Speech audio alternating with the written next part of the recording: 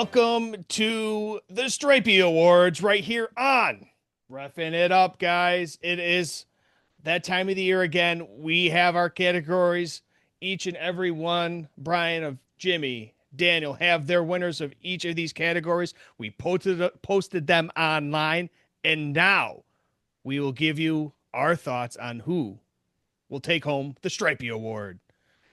First on the docket, we will start with you, Brian. Who is your breakout of the year?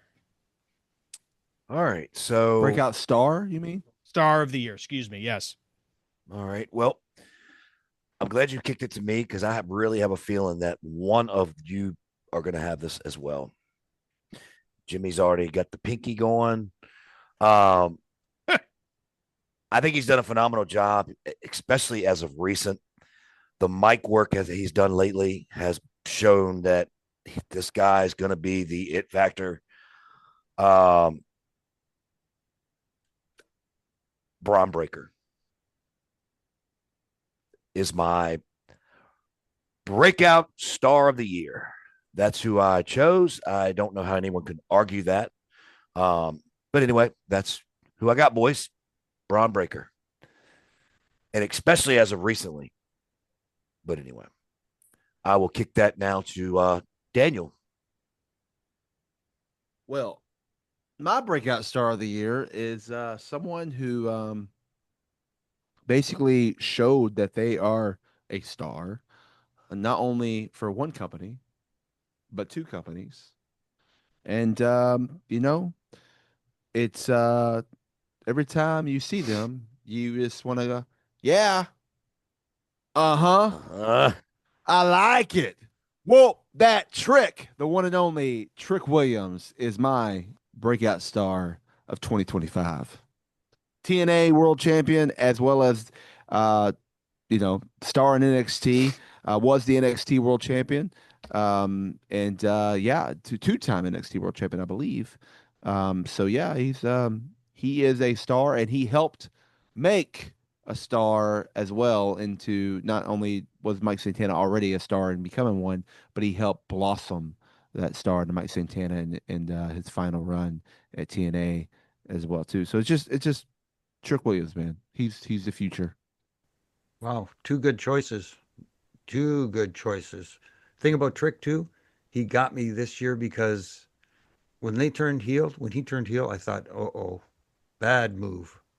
He proved me wrong. I mean, he proved me just say it. No, but he's awesome as a heel. I'm gonna actually not break the tie and go off the board because again, someone who recently has really stepped out in the forefront for two companies, Dom Mysterio. I can't I argue say that one this either. guy, believe it, or Yep. not, this guy's like a future world champion, man. He just gets it. He just gets it. His two So dads will be so proud. yeah, His Our two choices, we had some dads. good choices, man. Yeah. Dominic on a pole match. See, damn it. I think they already tried. Well, I know they didn't They do that. try, They did the ladder no, match. well, yeah, well, Well, guys. And that is it. So, guys, our next category, we will go to Daniel this time to get your unsung or underrated talent of the year. You know, I thought about this hard, and I was trying to figure out who it would be. Now, granted,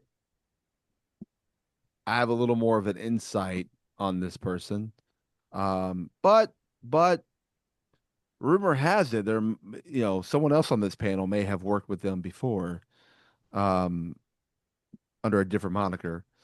We'll just say it like that.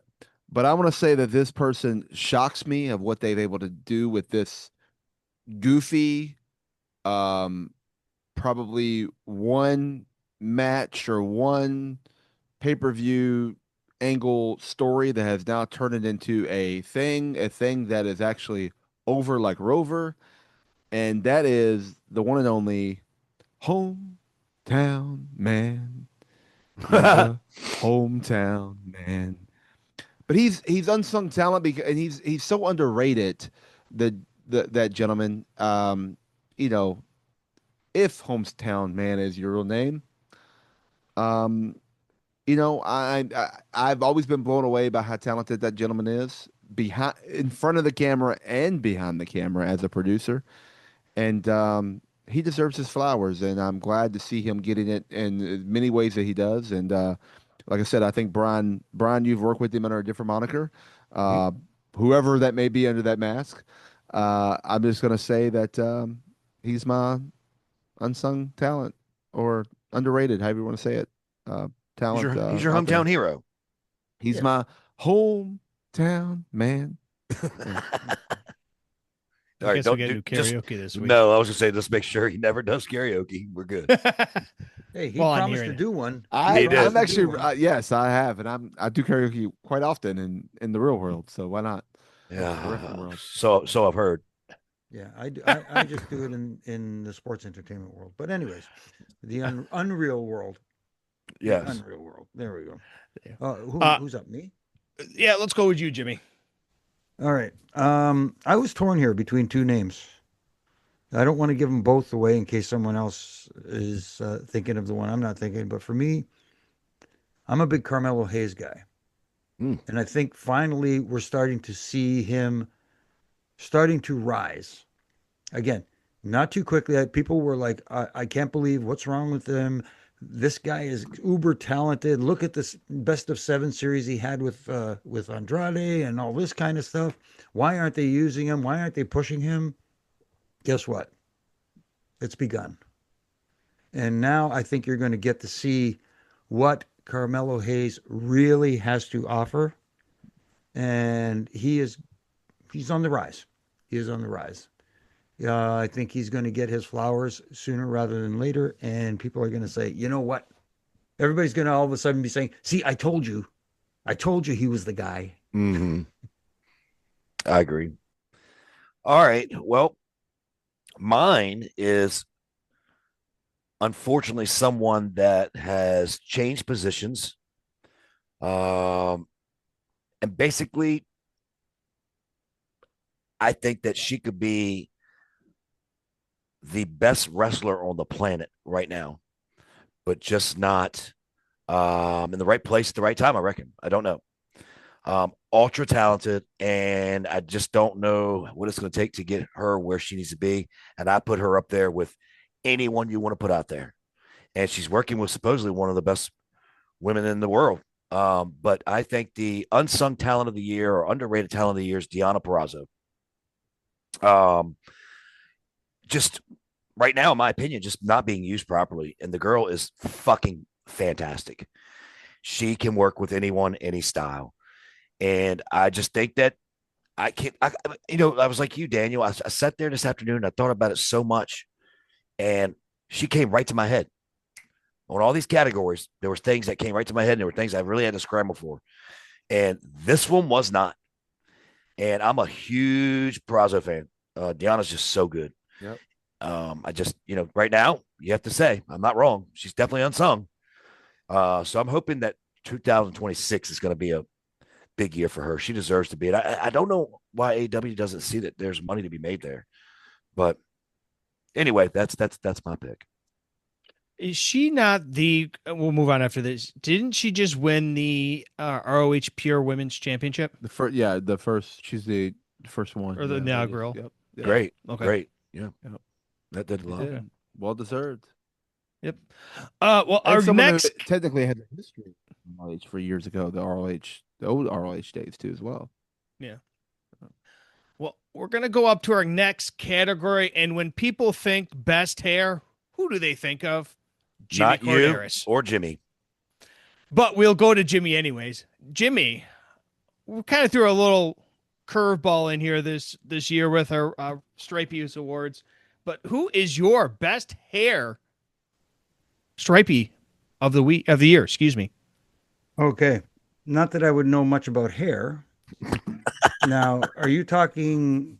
Never mind. I won't go there. For me, let's be honest.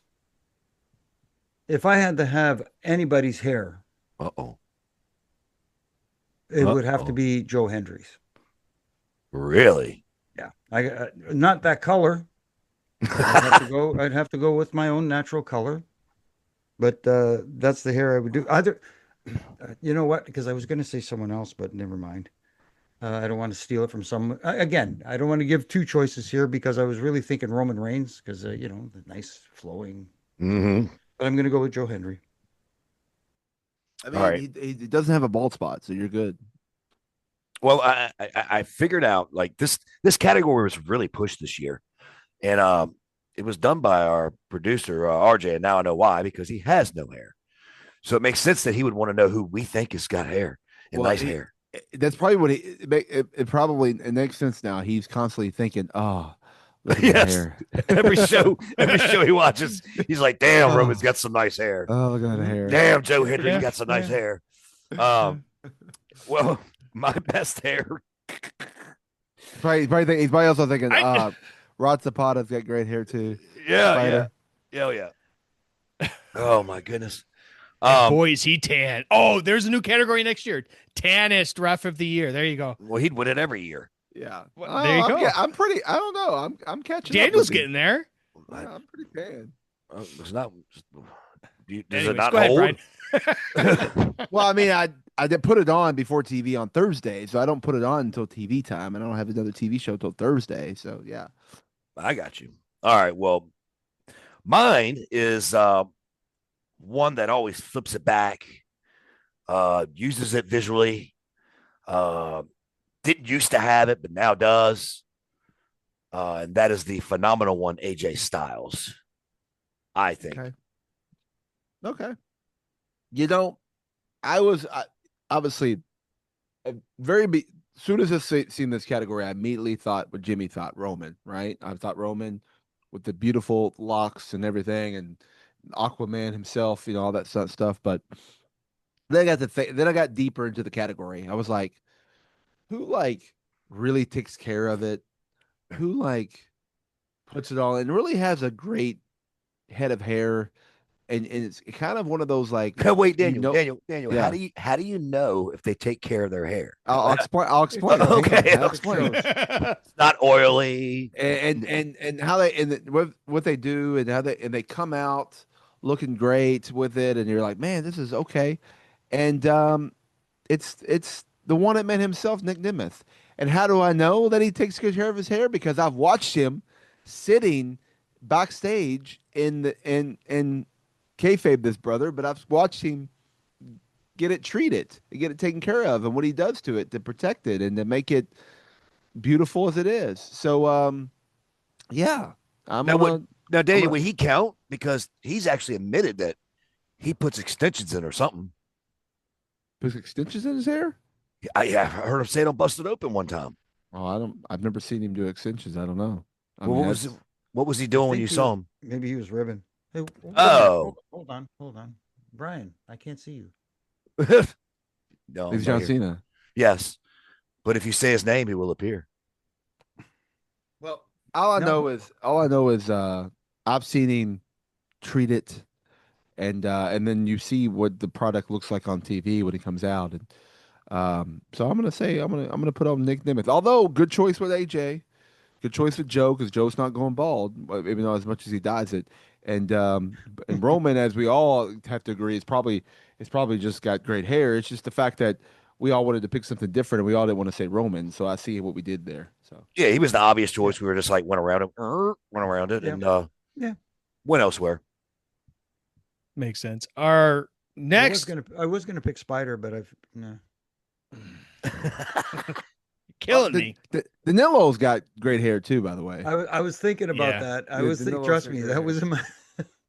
Danilo's got great hair. You can ask my wife. She goes, "What best hair? What the hell? Who you got for that one?" I said, "Danilo." She goes, "Who?" I said, the one that slicks his hair back. I got my long sideburns and my hair slicked back. I feel like I got great hair, but that's me. All right, next category. Crickets. Our next category will go with Brian. It is our moment of the year. Okay, well, I took the obvious one. And I'm sorry. I did, because I don't know of any moment bigger that happened in 2025. I mean, really. And I think we all know what that is. But I'll go ahead and say it since y'all didn't jump in. I figured one of y'all, but anyway, we're good. The Cena heel turn. Come on. With The Rock.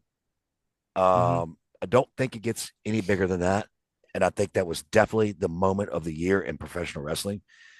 I can't wait to hear y'all's if it's not that, because I don't know how you top that one. I really don't. The John Cena heel, that heel turn was amazing. Done so well and shocked the world, baby. But that's mine. Daniel, what do you got, bud? Well, so mine's between two, and I had to. It's hard to choose because both of them are phenomenal moments. One more phenomenal than the other, but both of them phenomenal moments. Um, but I'm gonna say because of what it did for the company I work for, TNA, at that moment, whether people thought it was a burial moment or not, I have to say Joe Hendry at WrestleMania as the TNA World Champion taking on Randy Orton was a pretty big moment in TNA history, in WrestleMania history, and in 2025. So, as much as I want to say another phenomenal moment, I'm going to say that one is the moment that my moment of the year. Awesome. Okay. Well, oh, looks like it's a three-way split again. Yes. No, the Cena turn. The Cena turn was shocking, absolutely shocking. Daniel, that was shocking too. But there was a superstar that came back to probably, maybe, arguably the biggest pop when his music hit. That guitar riff, that the Beast, Brock Lesnar returns. I don't think a lot of people were thinking that that was going to be a smart move because of all the outside the business stuff that's been going on and his name being implicated, blah, blah, blah. But what a moment that was. And when he came back, it just showed you and showed us and showed everyone what a huge, huge star this guy is. I thought that was a little bit shocking, but at the same time, just made you go, oh, stuff's going to be interesting now. By the way, my honorable mention was AJ Styles showing up at Slammiversary, but I knew that was what it was. yeah. Okay. We need to go down your list, Daniel, at the end of this thing. Okay. Feel it being heavily weighed to a certain company. But anyway. No. Our Not next biased at all. category is the angle and or storyline of the year. Daniel, what do you have, sir? Should I go to somebody else first? No. Because no, I'm just watching Brian. He's like waiting. He's smiling, going, "I know what it is." I do know what it is. But you're probably wrong, because I would say by far this storyline angle is something that we're still ripping the benefits of it today in the current storylines and angles. But it all goes down to that road to WrestleMania, and it was Paul Heyman turning on Roman Reigns and CM Punk, and then joining Seth Rollins to form the oh my gosh, what's their name? The Vision. The Vision. I went blank for a second. I almost said the Shield. I was like, no, it's not it.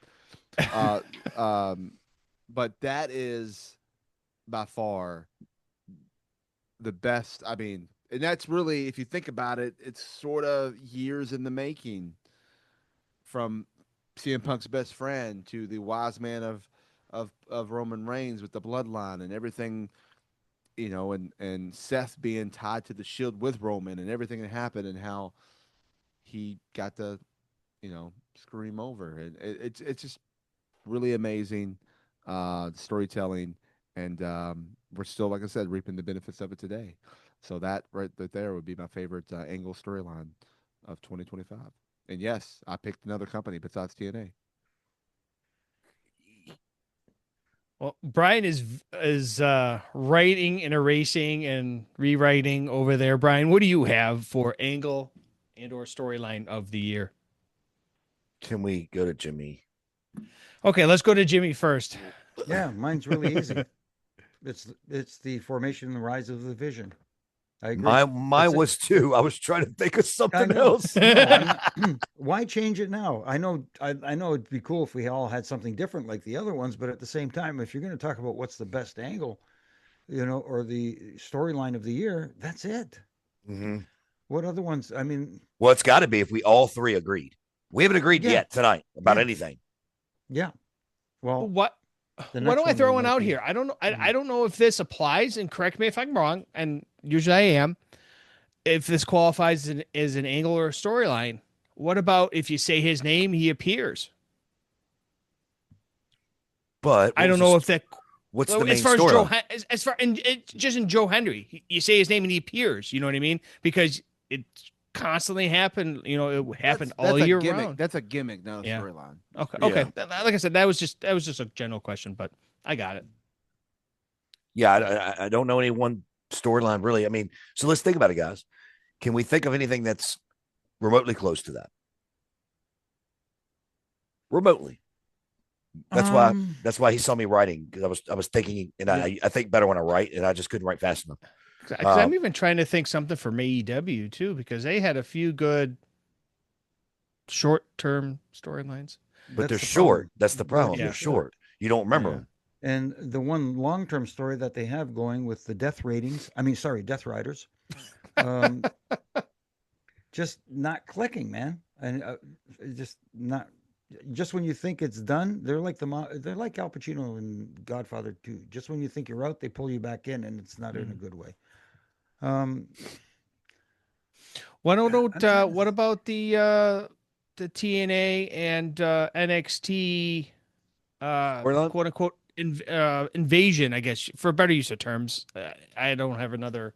It wasn't bad. It wasn't bad. It was really good actually, but it was more of a. Has it stopped though? But I don't see it. And not just saying this because Daniel's sitting on the panel, but that partnership between NXT and TNA has been mutually beneficial. Mm-hmm. It's been great for both brands, and we'll see what happens. January 15th, 2026 on AMC. 9 p.m. Things go. Dallas, because Texas. You're already on Sportsnet up here in Canada. By the way, Sportsnet 360. By the way, speaking of NXT versus TNA, I believe this Thursday on TNA Impact, which is currently still on Access TV, you're going to see NXT versus TNA in a cage match. Oh wow! Okay. Ooh. 5-on-5. Interesting. Yeah, and yeah, I may. Nice. May have to be in there too. Interesting. I hope there's a rep bump. He's busted open. We are coming down to a home stretch here with our Stripies Awards. But without further ado, we are going to go with our match of the year. Brian, I'm going to keep going back to you until you keep stop erasing and rewriting. No, I'm joking. No, I'm glad you went to me because I already know someone else is going to have this. There you go. This told a story. It wasn't the high flying. It was all about story. It was all about history. And it was done so well that if anyone didn't see it after I say it, go back and watch it, because it was just, to me, it was mind blowing. And I really, really enjoyed it. I've watched it several times because I was trying to figure out certain things that when you're in the business, you want to try and figure out which I can't figure it out. But my match of the year was from Slammiversary this year, and it was the ladder match between Team 3D and the Hardys. Bound for Glory. Bound for Glory. I'm sorry. Bound for Glory. Bound for Glory hole. But yes. But yes, Darren just spit up his water or whatever he's drinking. No, it went up my nose. It went up my nose. Okay. Sorry. But no, I thoroughly enjoyed that match. And if you guys, any of y'all out there, which I'm sure there's not many that did not see this, you have to go watch this. You talk about storytelling 101. This was it. You're invested the entire time from entrances to bell to bell. It was just so good. So good. That's my match of the year. Daniel, what do you got for match of the year? Just say you got the same thing. Don't actually. Oh. Because I went with something that I have a three-way tie, but I'm not gonna go name all three. But I am going to name two, but I'm gonna put one over the other, and I'll tell you why. John Cena versus Cody at SummerSlam was really amazing. Like they went all the way they did everything. That it was baby versus baby. The storytelling, all that was great, and that was on here. But then I got to thinking about John Cena's match after that, a little bit later, with the one and only AJ Styles, and that was a different type of storytelling because that was storytelling of both of their careers, being at two separate companies, and then them coming having their own rivalry and WB and all that, and kind of having doing it one more time, one final time. There was something, seeing AJ pay homage to all of the TNA talent, seeing John Cena paying homage to all the WWE talent, and then just their careers, how they were so opposite in two separate companies, and yet they had their great feud of beat up John Cena and and all this stuff, and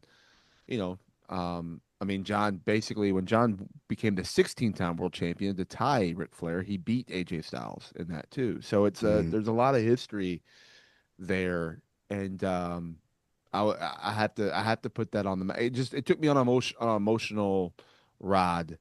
That's what makes it special to me. It's not a. That's why I give it a 5-star. When you take me out of the business referee dissecting part of it, and you make me a fan, and they made me a fan, so that's why. There's Crown Jewel, right?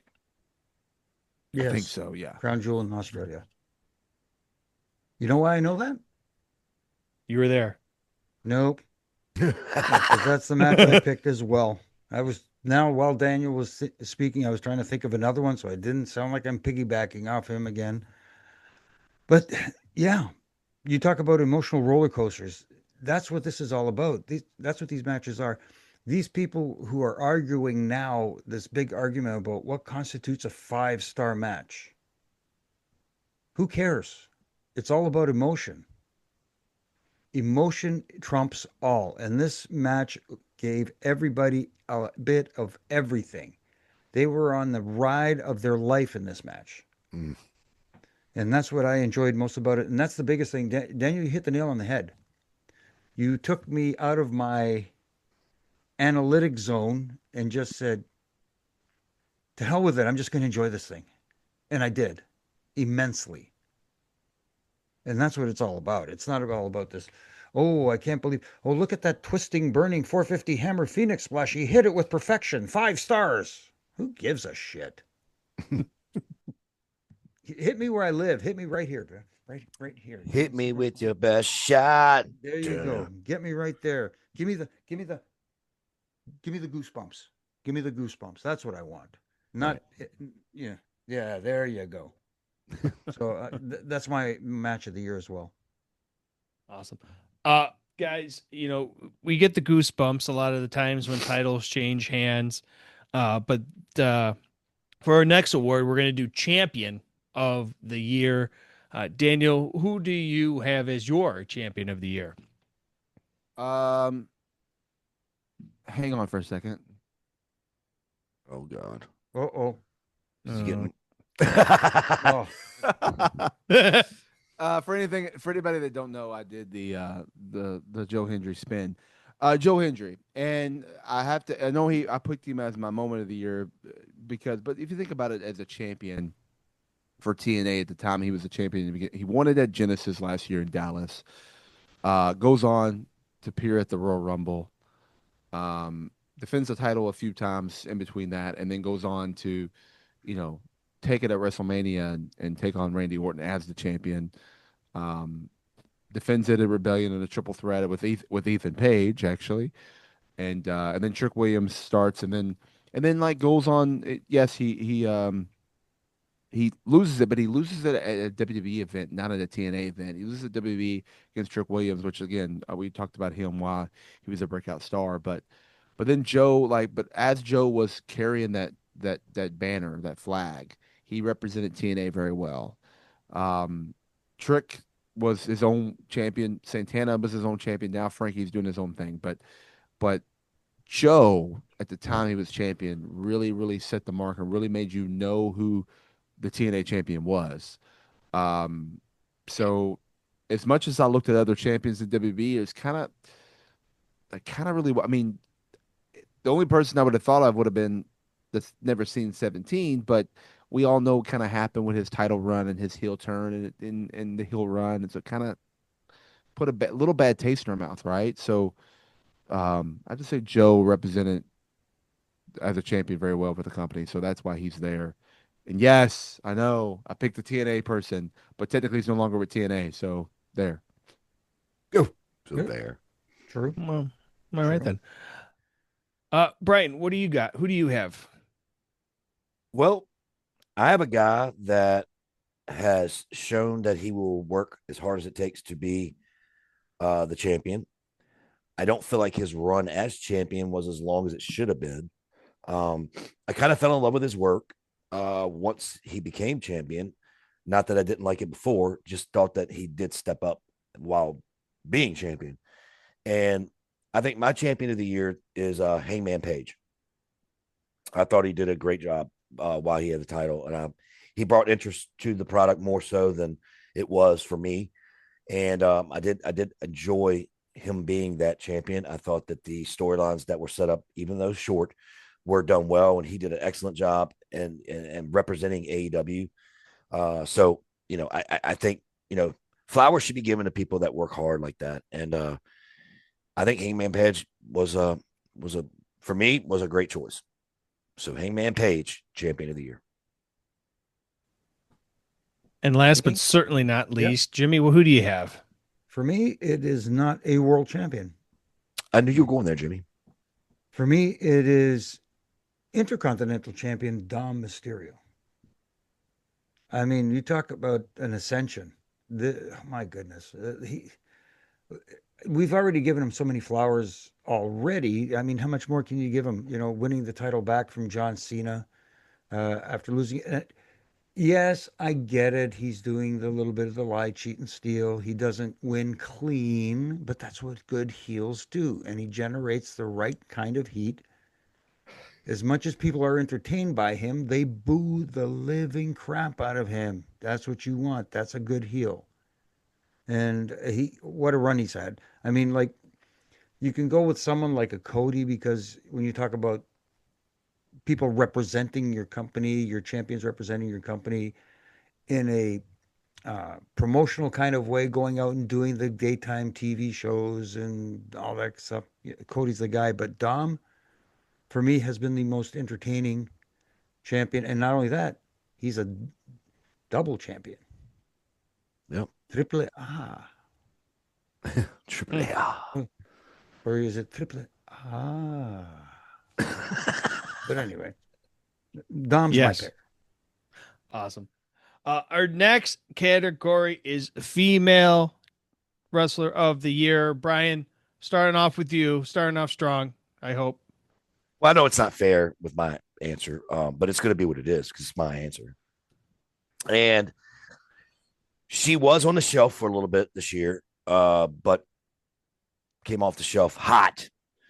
And when this particular woman, my kids walk in the room, they don't particularly watch wrestling. They know enough about it to know, certain people. And they're like, oh my God, I love her. She's such a badass, yada, yada, yada. And how could I disagree? And she is a badass. Mine is Rhea Ripley.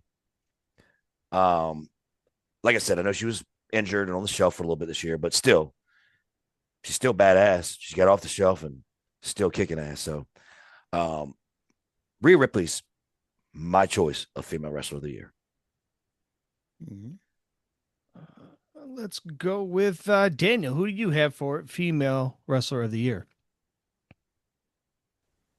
So I was going back and forth between two people, and it's really hard to pick which two. Really hard to pick one of these two. Which one's going to outdo them? But I had to, obviously, and I'm going to have to go with, and only because of experience, this one gets the edge over the other, and that is the man, Becky Lynch. Mm. It's somebody that has kind of got a different version of her character, reinvented herself, has won the Intercontinental title, and kind of made that title mean something.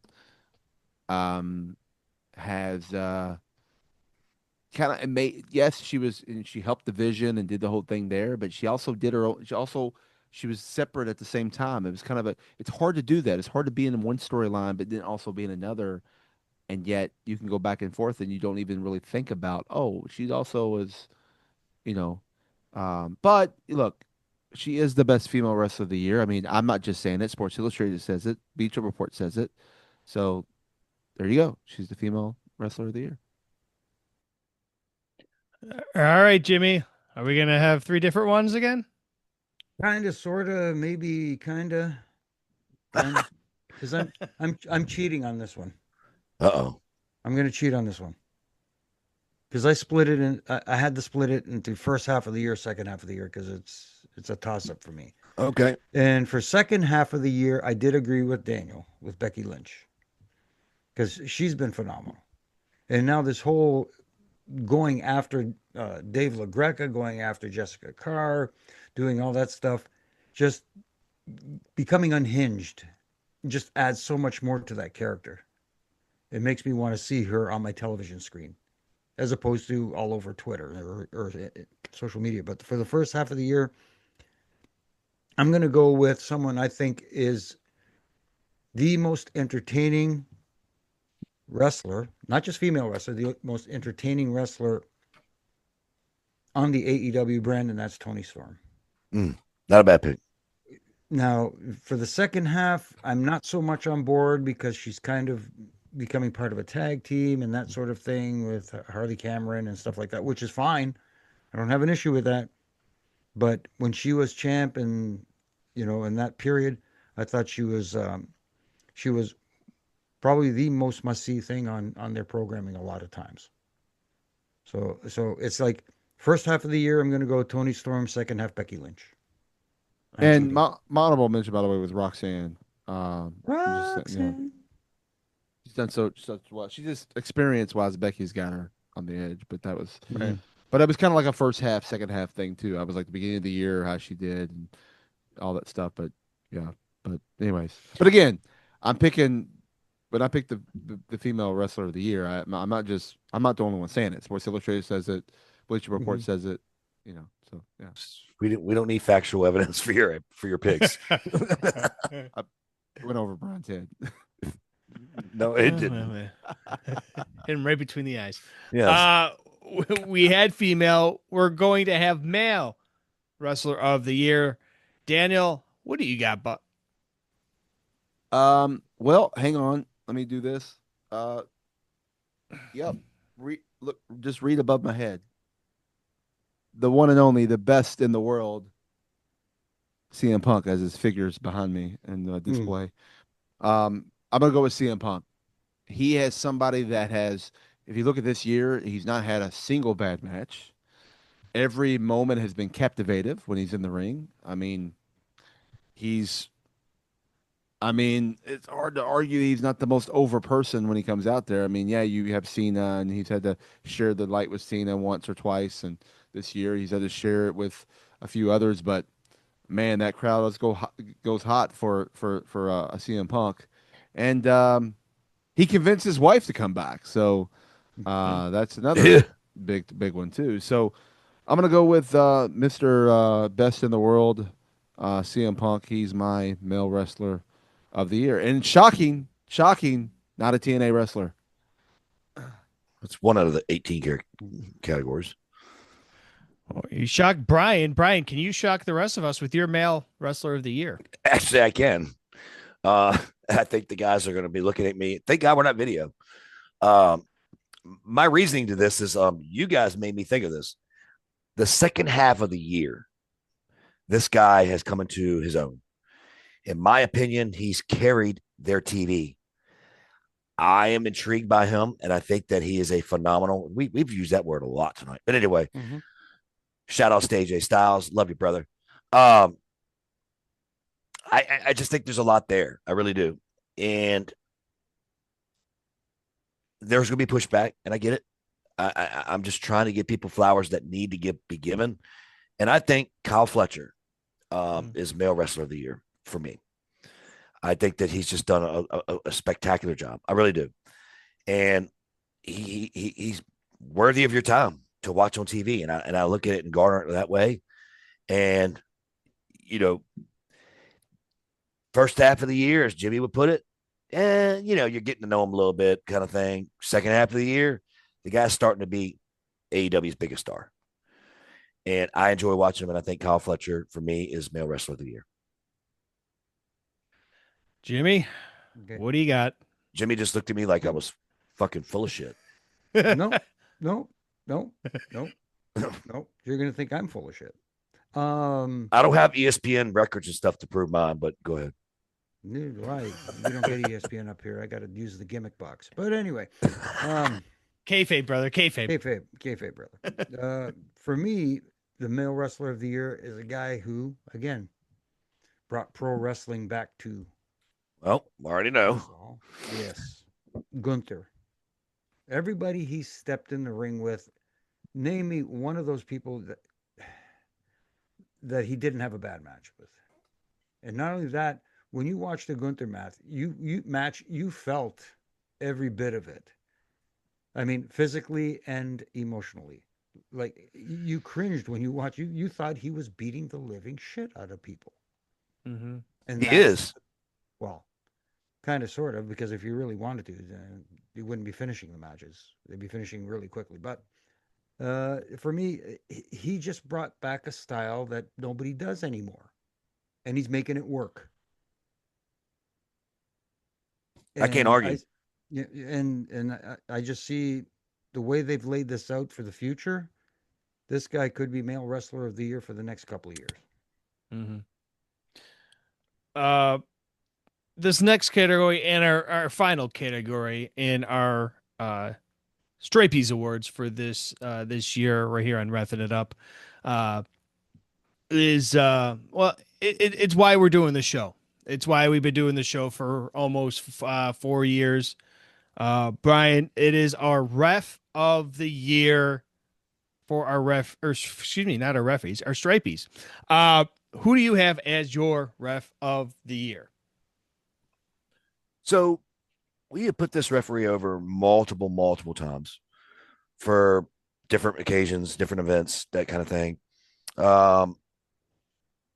I think that this particular referee has grown. I think that this particular referee has gotten to where that they get it. And I think that they've worked really hard for me to be able to say what I'm going to say. And I have no problem saying it, or I wouldn't be saying it. But I think Jessica Carr is the referee of the year. And I just think it's well deserved. I think she's worked hard. Is she perfect? No. Does she do everything right? No. But when I see a referee at the beginning of the year or at the beginning of their career, as a matter of fact, and then also year to year, and see the improvement and the willingness to listen and change for the better of the position she's in, I don't think anyone's done it better than her as far as transitioning to be better at her craft. So for me, it was kind of hands down. I mean, I went through a list of, I think I had 8 people that I had up. And I just think that the transition period for her has been tremendous and it's been obvious. False finishes have changed, things like that. Um, Positioning has changed. So, anyway, her job has changed from getting where she's more green to where she is now, more polished. There's still a lot more room for improvement. And I think that that will happen this year. And who knows? Maybe she wins it again. I don't know next year. But I just want to give her props because I think that she's done a marvelous job in expanding her mind and realizing that it's not just getting in there and counting 1, 2, 3, which I think a lot of people that referee nowadays think that's all it is. So, referee of the year, Jessica Carr. All right, fantastic. Daniel, you're next up, my friend. Who do you have as your ref of the year? Well, I have myself. Just And kidding. that's it, folks. We'll see you next week. No, I'm joking. I can't nominate Earl, or I couldn't pick Earl. Yeah, So, thank can. God. No, you can't. He's not refereeing. Go ahead. No, trust me, I was gonna do that and make a comment out of it. As long as he refereed one match, he could be ref of the year. But no, I'm gonna pick someone that I'm a little biased on this, but this person has done a lot of great things in 2025. I've been there for the beginning of their career, and I've helped and guided them along the way. And I'm not the only one. They've had a lot of other people give them advice and tips and things over time frame. But it's somebody like the same way is I'll say this. This is the only time I'm going to say this. I know Brian, you know, helped mold and guide me. But there was a lot of other people that helped along the way too. Say that again, Daniel. I didn't hear you.